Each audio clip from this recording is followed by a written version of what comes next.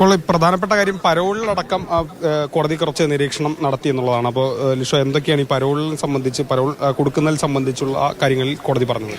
അതായത് ഇയാൾ വളരെ കുറ്റവാസനയുള്ള ഒരാളാണ്. മാത്രമല്ല ഇയാൾക്ക് മാനസിക നിലയിൽ യാതൊരു വിധത്തിലുള്ള പ്രശ്നങ്ങളുമില്ല. നല്ല ദൃഢമായ മാനസിക സ്ഥിതി തന്നെയാണ് ചെന്താമരയ്ക്കുള്ളത്. മാത്രമല്ല ഇത്രയും ക്രൂരമായ ഒരു കുറ്റകൃത്യം ചെയ്ത ഒരാളാണ്. അതുകൊണ്ട് തന്നെ ഇയാൾക്ക് പരോളിന്റെ കാര്യത്തിൽ സർക്കാരാണ് ഇതിലൊരു തീരുമാനമെടുക്കേണ്ടത്, അല്ലെങ്കിൽ മേൽക്കോടതിയാണ് തീരുമാനമെടുക്കേണ്ടത്. ഈ കോടതിക്ക് അതുമായി ബന്ധപ്പെട്ട തീരുമാനമെടുക്കാൻ കഴിയില്ല. പക്ഷേ സർക്കാർ ഇതിൽ ഏതെങ്കിലും തരത്തിൽ തീരുമാനം എടുക്കുന്നുണ്ടെങ്കിൽ അത് ഇയാളുടെ ഒരു മാനസിക നിലയും അതുപോലെ തന്നെ ഇയാളുടെ കുറ്റവാസനയും അതുപോലെ തന്നെ ഇയാൾ പുറത്തിറങ്ങിയാൽ മറ്റുള്ളവർക്ക് എന്തെല്ലാം തരത്തിലുള്ള ബുദ്ധിമുട്ടുകൾ ഉണ്ട് എന്നുൾപ്പെടെയുള്ള കാര്യങ്ങളുമൊക്കെ തന്നെ കണക്കിലെടുത്തുകൊണ്ട് മാത്രമേ ചെയ്യാൻ പാടുള്ളൂ എന്നുള്ളൊരു നിരീക്ഷണമാണ് കോടതിയുടെ ഭാഗത്തു നിന്നും ചെയ്തിരിക്കുന്നത്. കാരണം ഈ പ്രതിക്ക് പരോൾ കൊടുക്കാൻ പാടില്ല എന്ന് കോടതിക്ക് പറയാൻ കഴിയില്ല. പക്ഷേ അതേസമയം തന്നെ ഇയാളുടെ സുരക്ഷ കൂടി പരിഗണിക്കണം. അതെ, എല്ലാവർക്കും തന്നെ ഇയാൾ ഒരു ഭീഷണിയാണ് എന്നുൾപ്പെടെയുള്ള നിരീക്ഷണം അത് പ്രോസിക്യൂഷന്റെ ആ ഒരു വാദം കോടതി കൃത്യമായി അംഗീകരിക്കുകയാണ് ഉണ്ടായത്.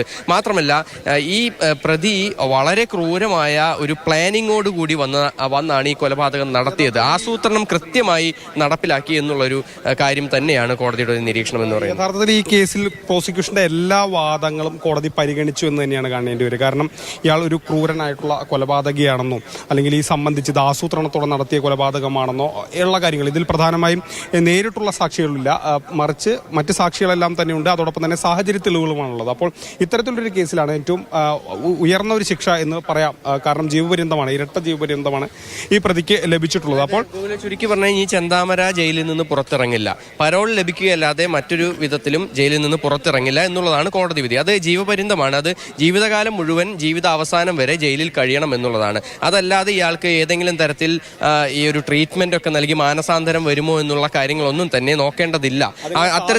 അത്തരത്തിലുള്ള ഒരു മാനസികാവസ്ഥയല്ല പ്രതിക്കുള്ളത്. അത് അങ്ങനെ കരുതി ഒരു ട്രീറ്റ്മെന്റ് നൽകേണ്ട കാര്യമില്ല. അങ്ങനെ നൽകിയാലും ഇയാളുടെ മാനസിക സ്ഥിതിയിൽ മാറ്റങ്ങളൊന്നും വരില്ല എന്നുള്ളൊരു കർശനമായ നിരീക്ഷണം കോടതിയുടെ ഭാഗത്തുനിന്നുണ്ടായി. ഈ കേസിൽ പ്രോസിക്യൂഷൻ ശിക്ഷയെക്കുറിച്ച് സംസാരിക്കുന്ന ഘട്ടത്തിലൊക്കെ തന്നെ ഇത് അപൂർവങ്ങളിൽ അപൂർവങ്ങളായ കേസാണെന്നാണ് പ്രോസിക്യൂഷൻ ഒരു വാദം ഉന്നയിച്ചത്. ആ വാദം ഒരുപക്ഷെ കോടതി പരിഗണിച്ചു എന്ന് പറയാൻ കഴിയില്ല. അതിനെ ഇപ്പോൾ പ്രോസിക്യൂട്ടർ ഒരു കാരണമായി പറഞ്ഞത്, കാരണം ഇതിന് ശേഷമാണ് മറ്റ് ഇരട്ട കൊലപാതകം ഉണ്ടായത്. അപ്പോൾ ആ കേസ് ഒരിക്കലും ഇതിനെ സ്വാധീനിക്കില്ല കോടതിയുടെ പരിഗണനയിൽ, നിയമത്തിന്റെ വഴിക്ക് എന്നുള്ളതാണല്ലോ. അപ്പോൾ ആ ഘട്ടത്തിൽ നിലവിലിപ്പോൾ ആ കേസിൽ ചെന്താമര കുറ്റക്കാരനാണെന്ന് കോടതി കണ്ടെത്തിയിട്ടില്ല. അത്തരത്തിൽ കുറ്റക്കാരനാണെന്ന് കണ്ടെത്താത്തത് വരെ തന്നെ അയാൾ നിരപരാധിയുമാണ്. കോടതിയെ സംബന്ധിച്ചിടത്തോളം രണ്ട് കേസാണ്. അതായത് രണ്ട് കൊലപാതകങ്ങൾ, ഇതിന് ശേഷം ഒരു കൊലപാതകം അല്ലെങ്കിൽ ഒരു ഇരട്ട കൊലപാതകം. ബന്ധുക്കൾ വരികയാണ്.